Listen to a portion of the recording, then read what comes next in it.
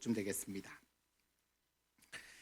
요한복음 20장 24절에서 29절 함께 한번 합독합니다. 12 제자 중에 하나로서 디두모라 불리는 도마는 예수께서 오셨을 때에 함께 있지 아니한 자냐. 다른 제자들이 그에게 이르되 우리가 주를 보았노라 하니 도마가 이르되 내가 그의 손에 못 자국을 보며 내 손가락을 그 못 자국에 넣으며 내 손을 그 옆구리에 넣어보지 않고는 믿지 아니하겠노라 하니라. 여드레를 지나서 제자들이 다시 집 안에 있을 때에 도마도 함께 있고 문들이 닫혔는데 예수께서 오사 가운데 서서 이르시되 너희에게 평강이 있을지어다 하시고 도마에게 이르시되 내 손가락을 이리 내밀어 내 손을 보고 내 손을 내밀어 내 옆구리에 넣어보라. 그리하여 믿음 없는 자가 되지 말고 믿는 자가 되라. 도마가 대답하여 이르되 나의 주님이시오 나의 하나님이시니이다. 예수께서 이르시되 너는 나를 본고로 믿느냐. 보지 못하고 믿는 자들은 복되도다 하시니라. 아멘. 아멘. 오늘 말씀을 전해 주시기 위해서 아주 먼 곳에서 왔습니다.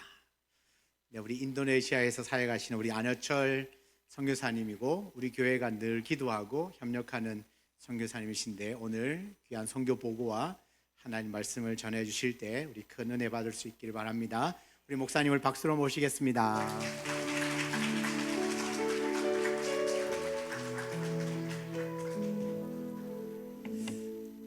고맙습니다. 같이 기도하겠습니다. 선하신 주님, 감사합니다. 우리가 함께 주님을 즐거이 찬양하고 예배할 수 있는 이것이 우리 삶에 얼마나 큰 축복이요 특권이 되는지 하나님 우리를 주의 전으로 부르시고 주의 자녀 삼으시고 주의 일을 하도록 인도하시는 힘주시는 주님을 찬양합니다. 매일마다 우리에게 찾아오셔서 우리와 함께 해주시고 그 주님이 주시는 힘으로 이 세상을 살아가는 저희들이 다 될 수 있도록 그래서 주님께서 이 모든 것들을 인도하시는 놀라운 일들을 날마다 경험하고 맛보아 알고 그 주님을 자랑하고 높이며 살아가는 우리의 모든 인생 되도록 축복하여 주시옵소서. 하나님 이 시간 우리가 함께 모여 주의 말씀을 듣고 싶습니다. 하나님 우리에게 말씀하여 주십시오. 말씀하실 때에 순종할 수 있는 믿음도 함께 불어넣어 주셔서 말씀대로 믿음대로 살아가는 저희들 되도록 인도하여 주옵소서. 함께 하실 주님을 의지하고 감사하며 예수님 이름으로 기도합니다. 아멘. 네, 잠시 영상 먼저 짧게 보시고 말씀을 이어가도록 하겠습니다.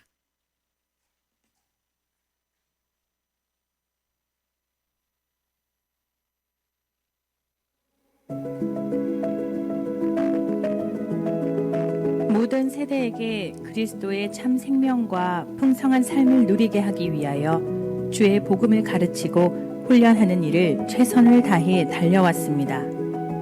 한 영혼을 위해서라도 이곳에 와 주겠냐고 물으시던 주님께서 20년 뒤에 저를 다시 부르신 이곳에서 교회를 세워가도록 하셨습니다. 이것이 나의 영광이 된다고 말씀하셨습니다. 이 영광스러운 일에 저와 우리를 불러주시니 감사할 뿐입니다. 센터에 대한 이야기.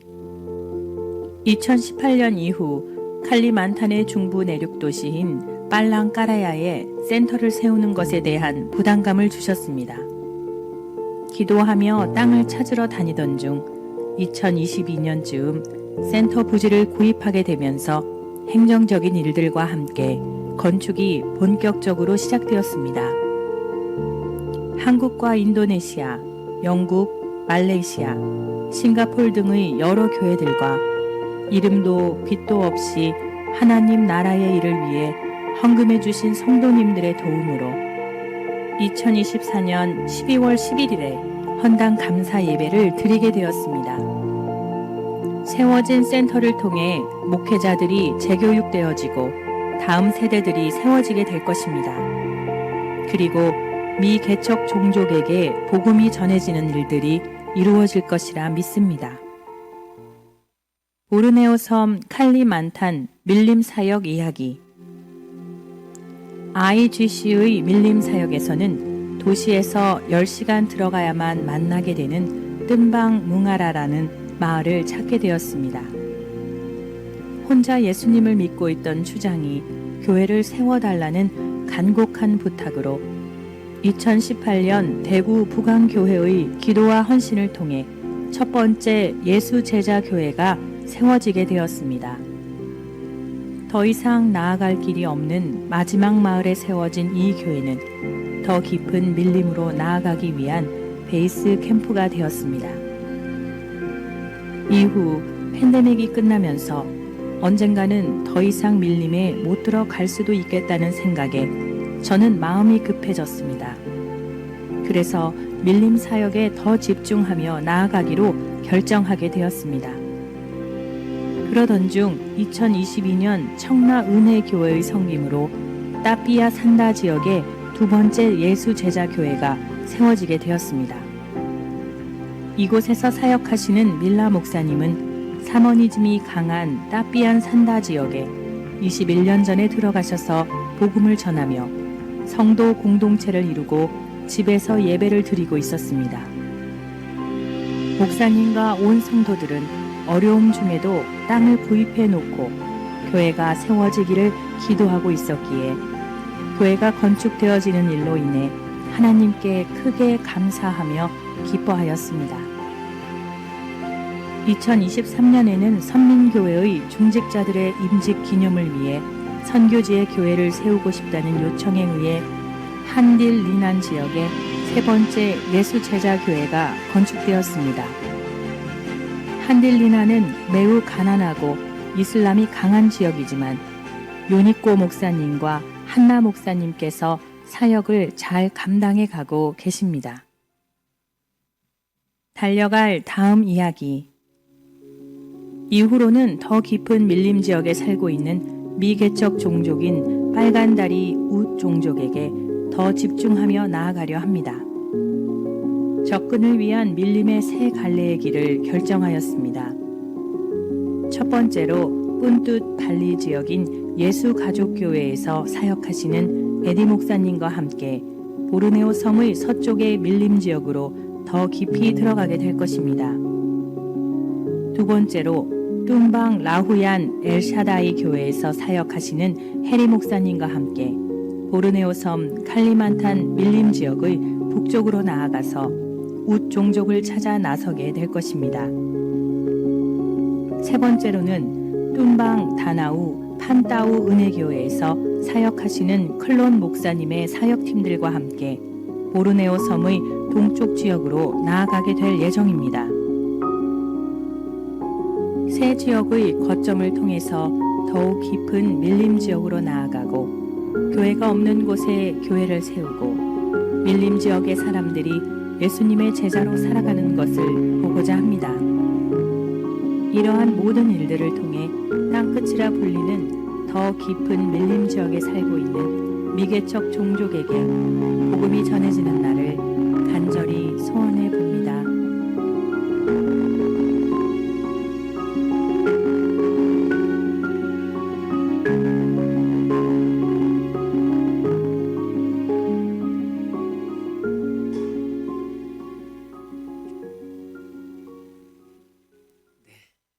고맙습니다. 마태복음 24장 14절 말씀에 천국 복음이 땅끝까지 전해지면 그제야 끝이 오리라 말씀하신 주님의 그 약속의 말씀이 있잖아요. 그 약속의 말씀처럼 복음이 땅끝까지 전해지면 그제야 예수님이 두 번째 재림하시는 그때가 바로 그때가 된다 저희들은 믿습니다. 그래서 그 땅끝이 어디인가라고 얘기할 때 제일 첫 번째는 지리적인 접근이 필요합니다. 지리적인 접근으로 사람들이 한 번도 가지 않고 복음이 한 번도 들어가지 못한 땅끝이 어디 있는가, 그곳을 어디냐고 이야기한다면 저는 이 보르네오 섬이 아마 마지막일 수 있다 이렇게 생각합니다. 가장 깊은 밀림이 아직 남아있는 이곳에 복음이 전해지는 그 일을 위해서 저희들이 함께 열심히 사역하고 노력하고 있고요. 그 일을 위해서 지금 창원 우리교회 성도님들이 기도해 주시고 계시잖아요. 그래서 우리가 함께 동력하는 일이라 그렇게 믿습니다. 여러분의 기도가 절대 땅에 떨어지지 않습니다. 제 친구가 한 명이 저랑 얘기하다가 지금 목회를 하고 있는데요. 저한테 그런 얘기를 농담 삼아 얘기하더라고요. 야, 돈을 줘서라도 성도님들을 전도해 오는 분이 계시다면 돈을 줘서라도 좀 성도님들을 교회에다 앉히고 싶다, 이런 얘기들을 장난삼아 하더라고요. 저희들은 돈을 줘서라도 누군가가 기도해 주는 분이 계시다면 기도받고 싶다는 마음이 굴뚝 같은 것이 바로 저희 선교사들이라 생각하고, 여러분들이 하시는 그 기도가 땅에 하나도 떨어지지 않고 주님이 들으시고 역사하시고 여러분의 기도를 통해서 저희들을 하나님께서 본격적으로 그곳에 보내시고 사람들을 만나게 하시고 복음이 들어가게 하는 그 일을 하게 하신다는 사실을 믿고 함께 해주시기를 부탁드립니다. 함께 있게 될 열매들은 제가 계속 와서 보고 드리면서 열매를 말씀드리겠습니다. 그 열매는 저희 열매가 아니라 우리의 열매입니다. 여러분의 기도가 하나님께서 어떻게 이루어 주시고 그 일이 어떻게 이루어져 가는지를 함께 누렸으면 좋겠어요. 그것이 우리의 열매가 된다고 생각합니다. 주님이 제일 기뻐하시는 게 뭐겠습니까? 영혼 구원이지 않겠어요? 한 영혼이 주님께 돌아오면 주님 그 보좌에서 일어나서 춤추신다 하셨는데, 영혼이 돌아오는 그 일을 위해서 우리가 함께 동력했으면 좋겠습니다. 제가 들어오면서 안 그래도 한복을 많이 입고 계시더라고요. 그래서 오늘 특별한 날인가, 그래서 어떻게 선교사가 온다고 특별히 이렇게 공연을 해주시는, 농담입니다. 목사님이 안 그래도 말씀해 주시더라고요. 권사님들이 이렇게. 그래서 한복 입고 참 은혜스러워서 한 번 더 말씀을 드립니다. 너무 감사드리고, 저희들은 사역하고 있는 그곳을 미개척 종족, 이제 이후로 기도해 주실 때는 지난번에 와서 저희가 이제 센터에 대한 얘기를 말씀드렸고 기도 부탁을 했잖아요. 일단 1차 공사가 끝났습니다. 한 6억 정도의 돈이 들었고, 그 공사가 끝나서 이제는 그 안에서 사역을 할 수 있는 모든 일들이 다 준비가 되었고, 그 사역은 이제 젊은 사역자들과 현직 교단과 함께 잘 그 일들을 의논하면서 제자를 양육해내고, 그리고 목회자들을 재교육하고, 그리고 깊은 밀림 지역에 있는 다른 언어들을 번역해내는 일들과 여러 가지 일들을 그곳에서 센터의 역할들을 잘 감당하게 될 겁니다.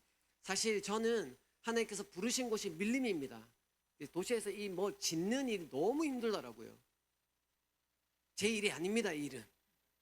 그래서 아까 말씀드린 대로 제가 이후에 여러분들이 기도해 주셔야 될 일은, 아까 보여드렸던 세 갈래의 길, 저희가 있는 빨랑까라야라고 하는 지역은 그 중부 보르네오 섬 중부 내륙 주 도시입니다. 저희 도시에 주청사가 있어요. 그런데 그 굉장히 중요한 도시겠죠? 그리고 보르네오 섬 내륙이라고 하면 우리나라 전 국토의 한 3배 정도가 됩니다. 엄청나게 큰 땅에 주청사가 있는 주 도시니까 인구도 많아야 되잖아요. 인도네시아 인구가 그렇게 많은데 말이죠. 인도네시아 인구는 거의 3억 가까이 됐습니다. 전 세계에서 4번째로 가장 큰 나라예요. 인구가 제일 많은 나라. 그런데 그 빨랑까라야는 14만 명밖에 살지가 않아요. 별로 할 게 없으니까 밀림 지역에 들어가는 관문 도시이기 때문에 그렇습니다. 그래서 그 도시를 통해서 깊은 밀림으로 들어갈 수가 있는 건데, 그곳에 세 갈래의 길을 제가 한 10년 정도 계속 밀림 지역을 다니니까 이제 길들이 어느 정도 정리가 됐습니다. 파악이 됐고, 그곳에 사역하는 분들과 다 연결도 다 되어져 있고, 이제 진짜 본격적으로 제가 계속 말씀드리는 빨간 다리 잊지 마십시오. 빨간 다리, 우리 인도네시아 말로는 까끼메라라고 합니다. 그래서 그 빨간 다리 웃 종족이라고 불리우는 그 친구들에게 이제는 본격적으로 복음을 전하기 위해서 접촉과 만나는 일을 본격적으로 진행할 생각입니다. 그래서 앞으로 안효철 선교사 보르네오 섬에 있는 인도네시아 선교사를 위해서 기도해 주실 때는 빨간 다리, 이것만 기억하시면 됩니다. 이 친구들을 저희가 찾아내야 됩니다. 혹시 알아요? 빨간 다리 찾아서 복음 전했는데 그 종족이 마지막 종족일지, 그럼 예수님 오십니다. 무섭죠? 무서워하시면 안 됩니다. 무서워하시면 안 돼요. 정말 그런 일이 있었으면 좋겠어요. 저희가 북쪽에 지금 들어가려고 하는 해리 목사님이 지금 저희가 살고 있는 도시에서, 저희들은 기본적으로 가면은 한 4시간에서 5시간 정도를 가는 곳이 밀림의 초입 부분이고요. 그 이후로 한 10시간 정도 들어가는 게 밀림 안으로 들어갔다, 우리는 그렇게 표현을 합니다. 한 5시간 정도 되는 그곳의 마을에 교회가 있는데, 해리 목사님이 한 20년간 목회하신 그곳에 더 깊은, 그곳에서 한 북쪽으로 더 3시간 정도 되는 곳에 웃종족이라고 하는 그 빨간다리 종족에서 온 한 여인이 밀림에서 나와서 어떤 누군가와 결혼을 했다라는 소식을 들었답니다. 그래서 지금 저희가 한국에 나왔고 제가 크리스마스 때 제가 말씀을 전했거든요. 목사님께 다 이야기했고 목사님이 찾아내겠다라고 얘기해서 목사님이 찾기로 했고 제가 이제 마치고 난 뒤에 한국에서 이제 다시 돌아가면 제일 먼저 그곳에 가기로 했습니다. 가서 그 여인이 웃종족 여인을 만나고 어떤 언어를 쓰는지 그래서 우리가 어떻게 표현을 하고 표기를 해야 되는지 언어를 새소리를 낸답니다. 새소리. 이런 걸로 의사소통을 한대요. 그분들도 들은 이야기입니다. 정확하게 깊은 밀림에 가서 추장들을 만나면 그분들도 그분들 평생에 이 웃종족 빨간 다리는 보여져요. 왜냐하면 옷을 하나도 안 입고 살고 무릎 이후로 전부 다 다리가 전부 다 빨간색입니다. 아마 문신을 한 것 같아요. 물을 들인 것 같은데 어릴 때부터 다리가 정말 빨간색입니다. 빨간색이어서 그 빨간 다리 친구들은 평생에 그 밀림에 있는 추장들도 자기 평생에 3번에서 4번 정도 만나는 경우 많이 만나지 못하는. 그래서 지금도 가끔씩 우리 챗 GPT 우리 도움 많이 받습니다. 그래서 인터넷에 챗 GPT에게 물어봅니다. 빨간 다리 어디 있어? 이런 얘기를 계속 물어보죠. 근데 거기에 정보가 아무것도 없습니다. 왜냐하면 어떤 누구라도 그곳에 정보를 주지 않기 때문에 챗 GPT도 몰라요. 그래서 우리가 실제로 이 빨간 다리에 대해서 보고가 되어져 있는 건 네덜란드 어떤 박사가 1960년대에 간단하게 쓴 아티클, 글 한 몇 문장이라고 할까요? 많지 않은 그 몇 문장에 해당하는 아티클 정도만 글이 남아 있지 다른 글은 하나도 없습니다. 실제로 그 나라에서도 인도네시아 정부에서도 그 종족군이 있는지도 잘 몰라요. 그래서 저희가 현지에 있는 공무원들이랑 이런 얘기를 나누니까 공무원들이 만약 우리가 그 친구들을 찾거나 접촉을 하면 본인들에게도 정보를 달라고 하더라고요. 그래서 그런 정도의 아직 미지의 깊은 숲에 살고 있는 친구들이라 저희들이 그 친구들을 찾고 들어가려고 본격적으로 진행을 하게 됩니다. 이제 2025년 올해부터 본격적으로 진행하게 될 텐데 이를 위해서 기도해 주시고 함께 해 주시고 생각날 때마다 기도해 주시면 저희가 그 일들을 함께 성취해 나가는 그런 큰 은혜가 우리 삶에 있을 것이라 믿습니다. 접촉해서 복음을 전할 때 제가 위성 카메라를 들고 가가지고 한번 보여드릴게요.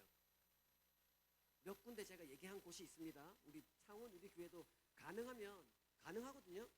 위성 전화기랑 카메라 가지고 연결하면 실시간으로 볼 수 있습니다. 그래서 어떻게 그 사람들을 만나고 접촉하는지 우리가 예전에 우리 미션 영화 이런 거 봤었습니다. 혹시 기억나시는지 모르겠습니다. 실제로 그런 일들을 우리가 그 종족들을 처음 만나는 일을 기록하고 하는 일들을 하고 싶더라고요. 꼭 그런 날이 있기를 소망하고 사랑하는 성도님들이 함께 기도해 주시면 이러한 은혜가 특권이 우리에게 있게 되리라 믿습니다. 한 사람이 주님께 돌아오면 주님이 그렇게 기뻐하시는데 한 종족군이 돌아오면 하나님 얼마나 기뻐하시겠습니까? 그런 일들이 있어서 결국 그 웃종족 빨간다리 친구들이 몇몇의 사람들이 예수를 믿게 되고 교회를 이루고 교회를 세우고 그 교회가 함께 주님을 예배하고 그렇게 되는 그 일들을 보기를 원합니다. 함께 했으면 좋겠습니다. 오늘 말씀의 제목은 주님을 만나다 라는 제목으로 하나님 말씀을 전달을 하겠습니다. 이런 얘기를 해도 될지 잘 모르겠는데요. 한국에 와서 제 딸을 만났습니다. 제 딸이 지금 이제 서울에 살고 있습니다. 대학을 한국에 오고 싶다고 해서 서울에 살고 있고 지금 대학교 4학년입니다. 대학교 4학년이고 열심히 뭐 공부하는지 모르겠습니다만 하여튼 뭐 열심히 한다고 얘기는 합니다. 그래서 이제 만나고 얘기를 하면서 지내는데 딸이 남자친구를 이제 소개를 해줬어요. 남자친구를 이렇게 사진 보고 하니까 이렇게 제 딸은 조그만하고 이런데 남자애들보다 크고 이렇게 좀 괜찮더라고요. 그래서 괜찮네 하고 이렇게 얘기하는데 예수를 안 믿어요. 예수를. 그래서 제가 제 딸에게 그랬습니다. 이름이 주현이거든요. 주현아, 아무리 그래도 아빠랑 엄마 둘 다 목사고 선교사인데 이래서 되겠냐? 하고 제가 한번 얘기했어요. 그랬더니 막 저를 이제 얘기하기 시작하는 거죠. 어떻게 괜찮은지, 어떻게 괜찮은 친구인지 이런 얘기들을 하기 시작합니다. 뭐 이제 뭐 그런 게 뭐가 문제가 되겠습니까? 뭐가 문제가 되겠어요? 그런데 저희가 그런 얘기를 들으면서 그런 생각들을 했습니다. 오래전부터 제가 제 딸을 위해서 하나님께 기도하는 한 가지가 있었거든요. 오래전부터. 사실 저와 제 아내는 굉장히 객관적입니다. 그래서 실제로 이게 딸이라고 해서 모든 게 다 옳고 좋고 이렇지 않더라고요. 제가 좀 이기적이어서 그런가요? 저희들은 그렇더라고요. 그래서 제가 제 딸을 볼 때 물론 중간중간 수련회 가가지고 눈물 흘리는 것도 보고 손 들고 찬양하는 것도 보고 많이 봤잖아요. 근데 살아가다 이렇게 모든 걸 보니까 아직 얘는 주님을 못 만났다. 그래서 얼마 전에 제가 제 딸에게 물었습니다. 주연아, 언제 사람 될 거야? 그때 대답하는 하더니 가더라고요. 그냥 언제 인간 될 거야? 이렇게 제가 가끔 물어보긴 하는데, 제가 한 가지 기도하는 게 있습니다. 그게 뭐냐면, 주님, 예수님, 제 딸을 만나 주십시오. 주님께서 제 딸을 만나 주시면 이 주님의 딸이 주님을 친아버지라 여기게 될 것이고, 그 아버지의 말씀을 청종하게 될 것이고, 그 아버지의 말씀을 믿고 따르게 될 것이고, 신실한 그리스도인이 되고 제자가 되어서 주님께서 이 땅에 보내신 그 뜻을 다 이루어낼 것이라 믿기에, 아멘. 우리가 자녀들을 위해서 그렇게 기도해야 될 거라고 믿습니다. 하나님, 한 번만 만나 주십시오. 제 인생도 그렇습니다. 주님께서 한 번 만나 주시는 그 시간을 통해서 제 인생이 완전히 바뀌는 걸 제가 경험했기 때문에. 저 아버지도 목회하셨거든요. 늘 놀았습니다. 정신없이. 주님 몰랐다니까요. 제가 예전에 와서 한번 길게 한번 얘기했습니다. 기억나십니까? 길게 한번 얘기했었습니다. 더 이상 안 하겠습니다. 실컷 놀았습니다. 대학교 4학년 때 그제서야 제가 주님을 만났습니다. 저희 집은 늘 교회였고, 늘 저희 집은 기도하는 곳이었고, 제 놀이터는 늘 교회였고, 이런 곳이었어요. 그런데도 불구하고 저는 예수님을 제 머리로만 알았지 제 가슴과 제 심장으로 느꼈던 적은 그전에는 없었어요. 몰랐다니까요. 그럴 수도 있습니다. 그럴 수도 있어요. 그럴 때에 주님께서 저를 한 번 딱 만나주시는 그 시간을 통해서 인격적으로 만나는, 전심을 다해서 만나는 그 시간을 통해서 제 인생이 바뀌었던 것처럼, 주님, 제 딸을 만나주십시오. 제 딸을 만나주시면 이 딸이 가야 될 길과 방향들, 누구를 만나고 누구를 변화시켜내고 어떻게 살아가야 될지 알게 될 거라고 제가 믿기에, 주님, 내 딸을 만나주십시오. 이렇게 기도합니다. 자, 성도 여러분, 오늘 만약에 주님께서 여러분에게 한 가지 물으신다면, 내가 올 한 해 너에게 뭘 주기를 원하니? 넌 뭘 원하니? 라고 물으시면 여러분 뭘 하시겠습니까? 어떻게 좀 더 뭘 주님께 말씀드리고 싶으세요? 주님, 올 한 해 저를, 저희 가정을, 한 명 한 명을 만나주십시오. 그것보다 큰 은혜가 어디에 있겠습니까?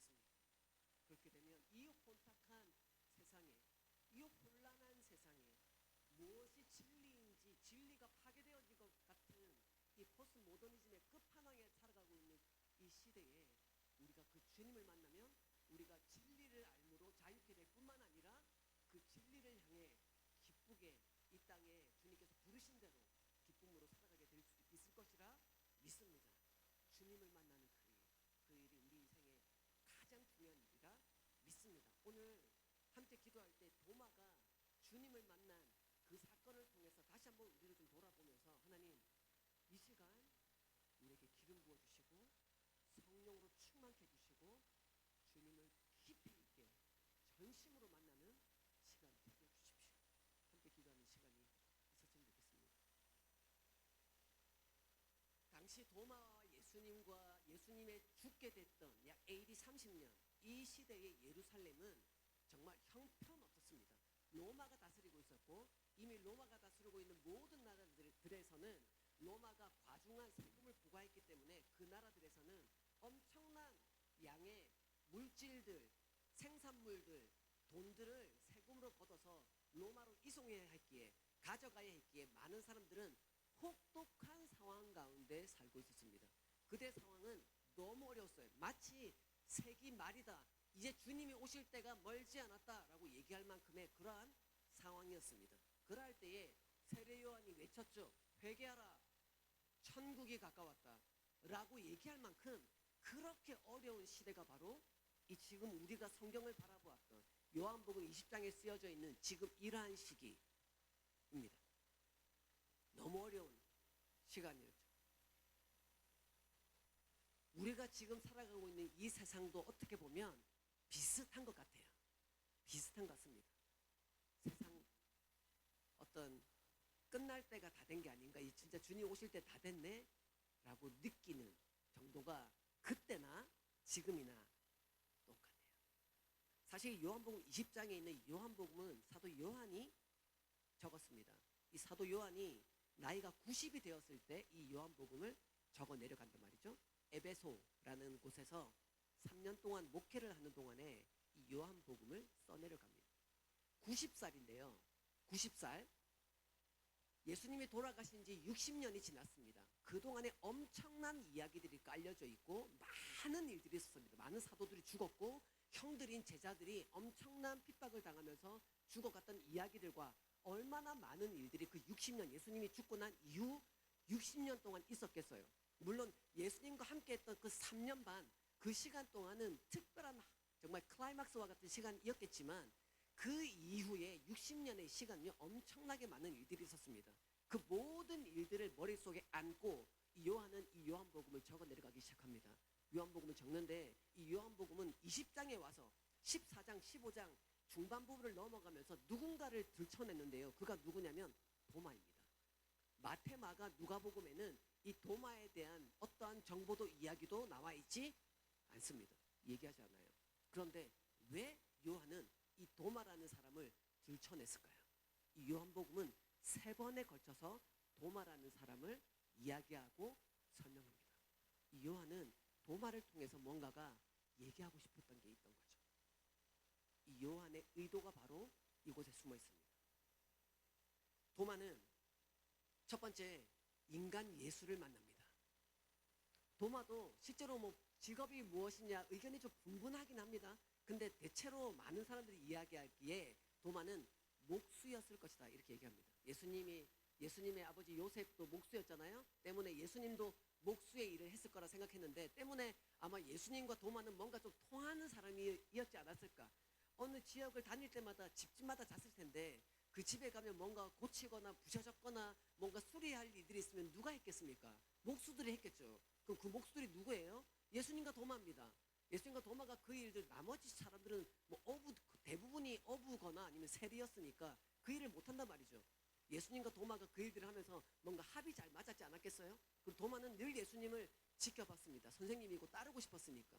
그래서 그 예수님을 보면서 그 예수님은 그냥 이 뭐 어부나 아니면 목수, 그때 당시에 그 직업이 그렇게 좋은 직업군에 속하지 않은 이 직업을 평범한 사람들이었기 때문에 뭔가 누군가 그 높은 사람들에게 늘 굽신거려야만 되는 그러한 상황의 사람들이었던 거죠. 그런데 이 도마는 예수님을 보는데 그냥 일반적으로 모든 사람들은 그 목수의 일을 하는 사람들은 그런 상황에 높은 사람들을 만나면 대하는 태도와 그 사람들의 어떤 모습들이 일반적인데 이 예수님은 뭔가가 다른 거죠. 종교 지도자들이냐 바리새인이나 사두개인이나 그때 당시에 높았던 지도자들에게도 예수님은 소리치기도 합니다. 또는 때로는 가르치기도 합니다. 그러면서 일반 사람들과는 다른 이 도마는 보기 시작합니다. 그리고 얼마나 멋졌을까요? 그렇게 하는 예수를 보면서 나도 저렇게 되고 싶어. 그래서 내가 이분을 따라갈 거야. 이렇게 하면서 도마는 그 예수를 따라가기 시작합니다. 이 예수님은 정말 강강, 약한 자에게는 부드럽게, 강한 자에게는 정말 또 강하게 독사의 자식들아 소리치시면서 말이죠. 상을 막 예루살렘 성전에 와서 뒤집으시면서 하셨던 일들을 다 도마는 보았습니다. 도마는 인간 예수를 보았습니다. 그래서 그 인간 예수를 따르고 싶었어요. 그 인간 예수처럼 되고 싶었습니다. 그 인간 예수처럼 성공하고 싶었습니다. 우리도 주님을 처음 만날 때는 이 도마가 예수님을 만났던 것처럼 인간 예수를 만나게 됩니다. 그래서 예수님처럼 예수님 때문에 예수님과 함께 하면서 이 세상에서 동일하게 예수님이 드러냈던 그 영향력처럼 이 세상에서 그런 영향력을 드러내며 살고 싶다는 그런 마음을 가지곤 하죠. 도마는 인간 예수를 만납니다. 두 번째, 도마는 오늘 우리가 읽었던 20장 24절부터 29절 말씀에 나와 있는 이 말씀처럼 도마는 부활 예수를 만납니다. 자, 이게 이제 진짜입니다. 인간 예수를 만났던 것만으로 도마는 바뀌어지지가 않았습니다. 도마는 많은 사람들이 지금까지 조금 뭐 이렇게 좀 해서 좀 우리가 천국 가서 우리 본격적으로 이 사도 도마에게 좀 물어봐야 될 내용인데, 사도 도마는 좀 억울할 겁니다. 맨날 우리가 의심 많은 의심 많은 도마로 우리가 늘 불리잖아요. 이 전치사가 있어요. 그 앞에 이 수식하는 수식어가 있어요. 의심 많은 도마. 진짜 도마가 그러한 사람이었는가? 도마 좀 예민한 사람이었거든요. 세심한 사람이었습니다. 때문에 자기가 직접 눈으로 안 본 그 일이 안 믿어지는 거죠. 그 일은 도마가 진짜 그 일을 봤으면 좋겠다는 그 소망의 마음이 저기 밑에 깔려져 있습니다. 예민한 사람입니다. 안식 후 첫날 예수님이 제자들에게 나타났을 그때에 도마가 그곳에 없었죠. 도마에게 얘기합니다. 얘기했더니 세상에, 아이고 나는 못 믿는다. 내 손가락으로 그 예수님의 손자국에는, 손에는 못자국, 허리에는 창자국을 내 손가락으로 쑤셔보지 않고서야 불가능해. 이렇게 하면서 도마가 막 난리를 치잖아요. 그러다가 8일 이후에 예수님이 이 도마 때문에 다시 나타나십니다. 그 한 사람 때문에. 사랑하는 성도 여러분, 주님은 여러분 한 분 때문에 나타나실 수 있다는 사실을 믿으시기 바래요. 찾아오십니다. 언제냐면 여러분이 잘나가고 막 정말 떵떵거리고 이럴 때만 오시는 게 아니라 여러분이 아무도 모를 때, 또 내 믿음이 연약해질 때, 내가 아무것도 아니라고 여겨질 그때에, 내가 빛도 없이 값도 없이 정말 어떤 어둠 가운데 앉아있다 생각되는 그러한 상황이라 할지라도 주님은 여러분을 보시고 여러분에게 찾아오시는 분임을 믿으시기 바랍니다. 성경이 그 얘기를 계속합니다. 계속해요. 도마에게 오십니다. 내가 이 인간에게 가가지고 내가 보여주리라 하고 예수님이 8일 뒤에 찾아오시죠. 그리고 예수님이 그럽니다. 찔러봐라. 사실 이렇게 하지 않습니다. 보여주시죠. 찔러보도록. 그 도마가 찔러봤을까요? 원자 도마 찔러봤을까요? 못했을 겁니다. 나타난 그 상황, 부활하신 예수를 그 만나는 그 순간 도마는 고개가 숙여진 거죠. 얼마나 보고 싶었겠습니까, 도마도. 제자들이 봤대요. 자기는 보지 못한 거죠. 너무 보고 싶은, 그렇게 따랐던. 그래서 그 이전에 요한이요, 도마를 설명할 때 요한복음 14장에 보면요, 예수님이 베다니 쪽으로 이제 예루살렘을 올라가실 때 세례 요한의 세례터에 있다가 예수님이 죽으러 예루살렘에 가자라고 얘기할 그때 도마가요, 자 우리 다 같이 죽으러 가자 이렇게 얘기했던 사람입니다. 그 내용을 기록했어요, 요한이. 그렇게 예수님이 가겠다고 하고 하겠다고 하면 따르겠다고 열정으로 가득했던 이 도마가 진짜 예수님이 붙잡히는 사건 때 어떻게 됐습니까? 도망쳤죠. 무서워서. 그래도 이 도마가 그 예수님이 나타났다는 그 이야기를 듣고 얼마나 예수님이 보고 싶었고 죄송했고 그 예수님께 진짜 마음을 얘기하고 싶었을까요? 근데 그 예수님이 거기 나타나신 거예요. 오신 겁니다. 만납니다. 이 도마가 그때 완전한 회심이 이때 일어납니다. 사실 그 이전까지는요, 인간 예수를 만났을 때는 예수님 때문에 한자리 하고 싶었어요. 예수님을 살짝 걸쳐놓고요, 이 세상에서 잘 먹고 잘 살고 예수님 살짝 걸쳐놓고 그냥 세상에서 잘 나가고 싶은 것, 이게 제자들의 마음이었고 도마의 마음이었습니다. 근데 도마가 진짜 회심하게 된, 예수님을 본격적으로 진짜 온 인생을 걸어서 만나게 된 그 순간이 언제냐면 지금 예수님이 나타났다, 이 순간. 그리고 도마는 그 예수님을 보고 아무것도 못하고 어떻게 됐겠어요? 무릎을 꿇지 않았겠습니까? 이건 성경에 안 나오는데 이건 상상해야 됩니다. 주님께서 우리 머리를 이렇게 무겁게 들고 다니려고 주신 게 아니거든요. 그냥 생각해야 됩니다. 그리고 묵상에서 나와요. 이 내용을 여러 각도에서 보면 어떻게 됐을까요?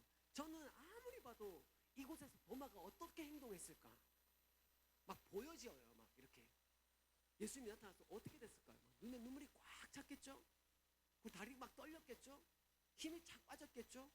그래서 무릎 꿇고 예수님 앞에 고개를 숙여서 찔러보라고 예수님께서 찔러본 다음에 찔러봐 하고 있는 그 앞에 도마는 무릎 꿇고 얼마나 울었을까요? 그 예수님 발부터. 그래서 밑을 예수님이 다가왔는데 예수님 발에 있는 못자국이 보이지 않았겠습니까? 도마가 그걸 보면서 또 얼마나 울었을까? 그때 도마가 뭐라고 고백한 줄 압니까? 주님은 나의 주님이시요 나의 하나님이십니다. 이게 그 이전에 베드로가 변화산상에서 주는 그리스도시요 살아계신 하나님의 아들이십니다. 바요나 시몬아 네가 복이 있다 이렇게 얘기하신 그때 베드로가 고백했던 건 부활 전입니다. 아직 베드로 생각에도 예수님 통해서 한 자리 해먹고 싶은 것, 예수님 통해서 이 세상에서 잘 나가고 싶은 그 마음이 가득했던 시간이었다고요. 실제로 그 진심에서 나오는 100%의 고백은 아니었단 말이죠. 왜냐하면 베드로의 그 이후의 행동을 보면 알잖아요. 진짜 참 고백은 뭐냐? 이 도마의 이 고백. 주님은 나의 주님이시요 나의 하나님이십니다. 이 고백이 베드로보다 훨씬 능가하는 고백이다. 많은 율법학자들이 이구동성으로 이야기합니다. 저도 이 말씀에 동의합니다. 이렇게 주님을 깊게 만났던 순간, 이 순간이 우리의 인생을 바꾸어가는데 이게 인생에 한 번만 있는가? 그렇지 않습니다. 주님은 인격적인 분이고 영이십니다. 영은 환영하면 오십니다. 그래서 귀신이 부르면 귀신이 오는 거예요. 그래서 제사하지만 하는 이유가 그 내용입니다. 얼마나 오랜 세월 동안 귀신에게 절하고 귀신을 환영했던 웰컴했던 그 가정에 또 귀신을 부르는 행위이기 때문에 하지 말라고 하는 거죠. 이 영적인 존재는 그렇습니다. 성령을 환영하고 주님을 부르십시오. 만나달라고 요청하십시오. 그러면 그 영이 오시게 되는 거죠. 이게 바로 원칙입니다. 순간순간 내가 주님이 필요하고 주님 만나기를 원한다. 주님 저를 만나 주십시오. 전심을 얘기할 때 주님이 만나고 싶어하는 이 마음, 주님 우리가 가진 마음보다 만나고 싶어하는 마음은 주님이 훨씬 더 크십니다. 주님이 더 기다리신다고요. 우리 자녀들이 우리를 기다리는 것보다 엄마들이 우리 자식을 더 오래 더 많이 기다리는 마음이 틀리잖아요. 이게 똑같다니까요. 우리 하나님이 우리를 더 기다리시기에 주님 저를 만나달라고 요청할 때 주님은 즉시 오십니다. 아멘. 오세요. 만나주시고 임하시고 역사하기 시작하실 것입니다. 그래서 우리의 진심을 알게 되고 우리의 진심을 그 주님께 고백하는 일을 통해서 우리가 성장하게 되고 자유케 되는 일을 계속해서 이 땅에서 경험하게 되는 거죠. 그러면 이 땅이 천국이 됩니다. 왜? 주님이 나와 함께 계시니까. 주님 나와 만나주고 계시니까. 이런 삶을 사시길 축복합니다. 부활의 예수님을 도마가 만났습니다. 그리고 그 주님께 주님은 나의 진짜 주님이시여 나의 하나님이십니다. 이때는 주인이라고 합니다. 주인. 내 인생에 나의 가진 것에 내 삶에 나의 모든 목숨까지라도 이 내 모든 것이 당신의 것입니다. 고백하는 일이라고요. 우리 오늘 우리 주님께 도마의 그 진심의 고백처럼 주님은 나의 주님이십니다 하는 이 고백을 하게 되길 축복합니다. 이게 살아갈 방식이고 우리를 부르신 부르심에 합당한 태도요 자세라고 생각합니다. 세 번째로 도마는 재림 예수를 만납니다. 진짜 만났다는 얘기가 아니라 재림 예수를 기다립니다. 실제로 이 사건이 일어나고 뒤에 예수님께서 이제 하늘로 올라가시죠. 제자들이 전도의 열심을 냅니다. 전도의 열심을 내다가 제자들이 제비를 뽑아요. 이거는 실제로 외경에 나와 있는 도마 행전과 여러 곳에서 이 내용들이 기록되어져 있습니다. 제자들이 제비를 뽑습니다. 교회를 하다가 교회에 여러 가지 일들이 많아지니까 아무것도 못하고 있으니 집사들을 스데반 집사님과 함께 여러 빌립 집사님과 여러 7명의 집사를 세우고 제자들은 전도에 열심을 내자 우리가 선교하자라고 해서 선교사로 떠나기로 결정하죠. 그리고 제비를 뽑습니다. 어디로 갈까? 그래서 모두가 다 가기 싫어했던 곳이 어디였냐면 인도였어요. 제일 멀었기 때문에. 그리고 거기 히말라야를 넘어가야 되잖아요. 나폴레옹과 알렉산더도 넘어가지 못했던 그 산을 넘어가야 되기 때문에 아무도 인도에 가고 싶어 하지 않습니다. 인도는 이야기와 많은 스토리들이 흉흉한 얘기만 들려오기 때문에 가고 싶지 않은 곳 인도. 그래서 인도를 누가 갈 거냐 이게 제일 큰 이슈였습니다. 제비를 뽑았어요. 뽑은 전부 다 이렇게 막 쪼은 거죠. 이렇게 쪼았는데 인도 누가 걸렸을까요? 도마가 걸립니다. 도마가 그걸 받고 난 뒤에 가기로 결정합니다. 실제로 도마 사도의 이 그 고백, 주님은 나의 주님이시요 하나님이십니다라고 하는 이 고백이 위대하다고 하는 이유는 그 위에 도마의 행동을 보면 알 수 있습니다. 그냥 우리 입으로만 나오는 거 다 진짜가 아닐 수 있습니다. 우리 믿음도 마찬가지잖아요. 진짜 그냥 보여지는 진짜 믿음은 우리의 태도와 하나님을 향한, 사람을 향한 태도와 자세와 그 일들 통해서 우리 믿음은요 사실 드러나 보여집니다. 진짜 그래요. 도마도 그랬습니다. 도마가 그 이후에 인도로 가리라 마음 먹고 준비하고 있는데 하나님이 인도하시죠.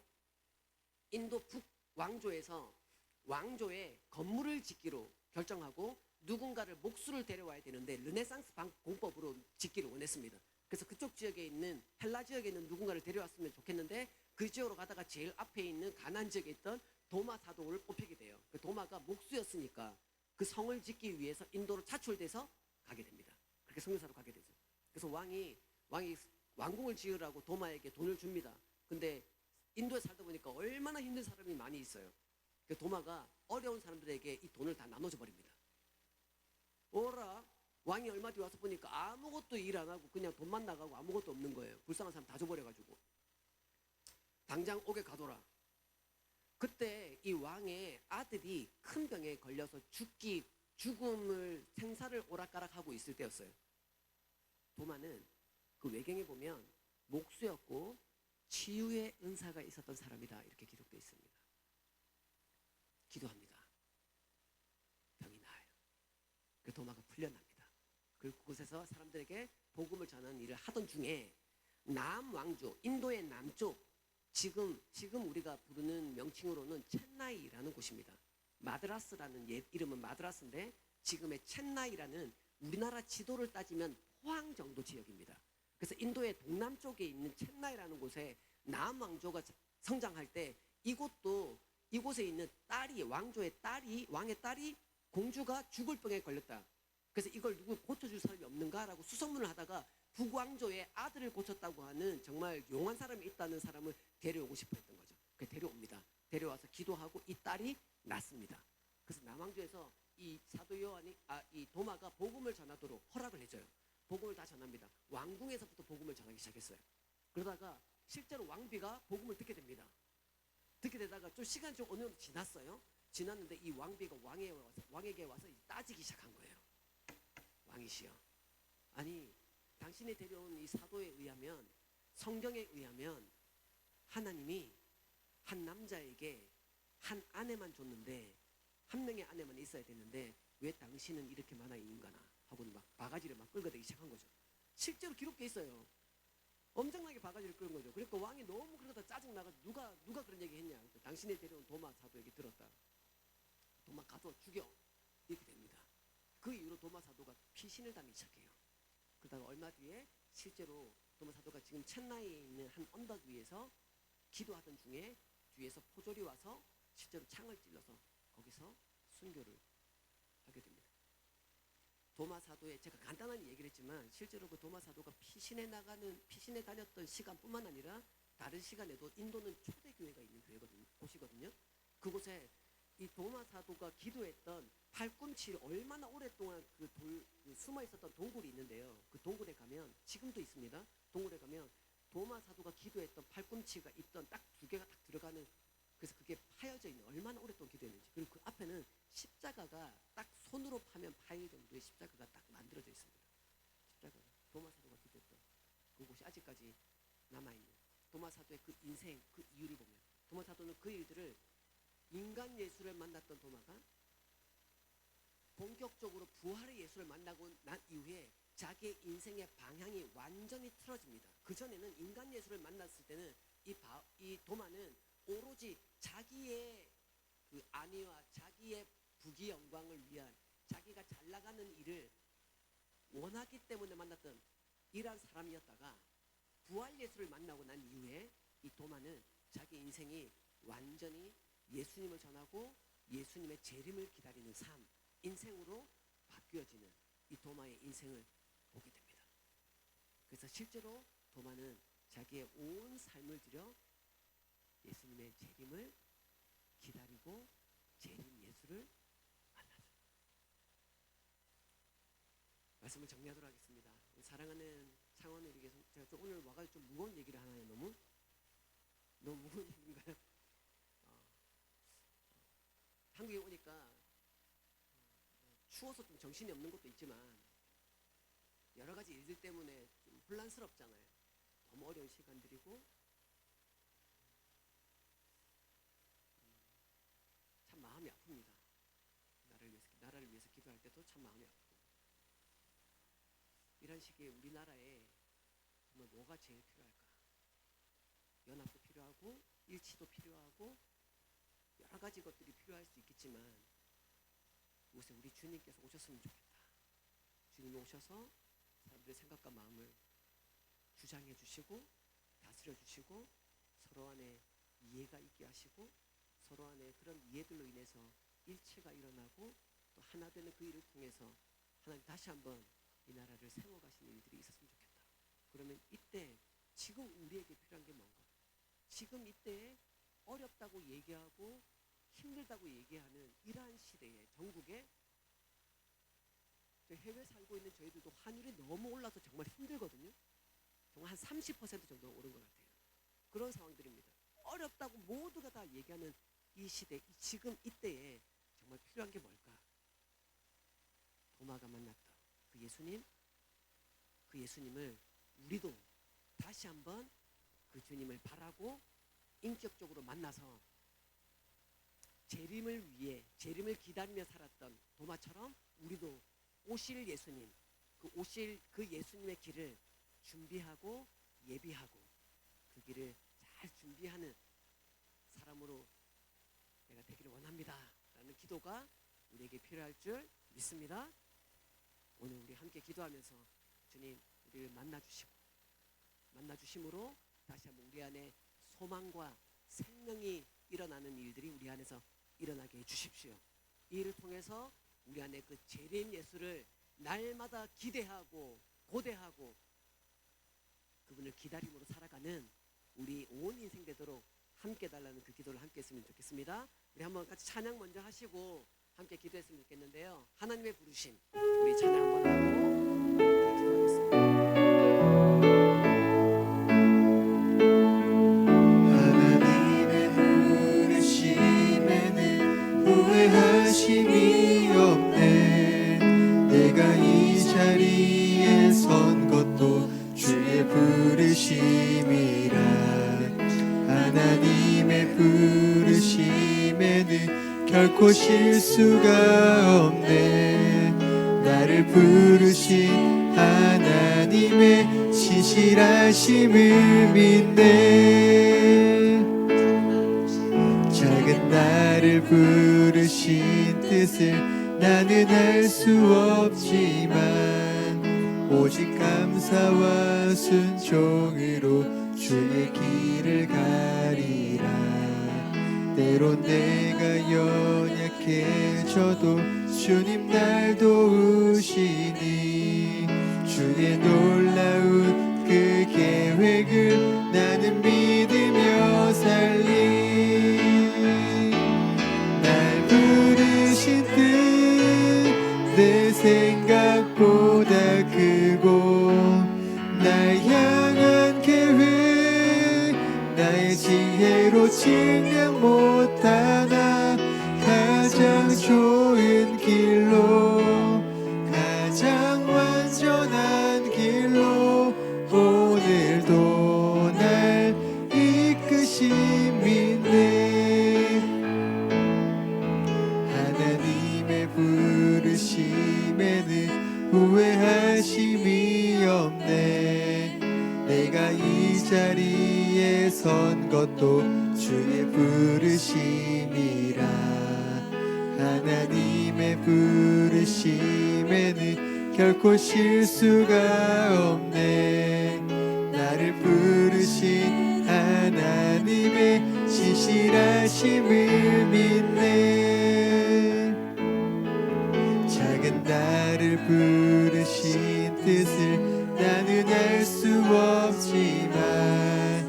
오직 감사와 순종으로 주의 길을 가리라.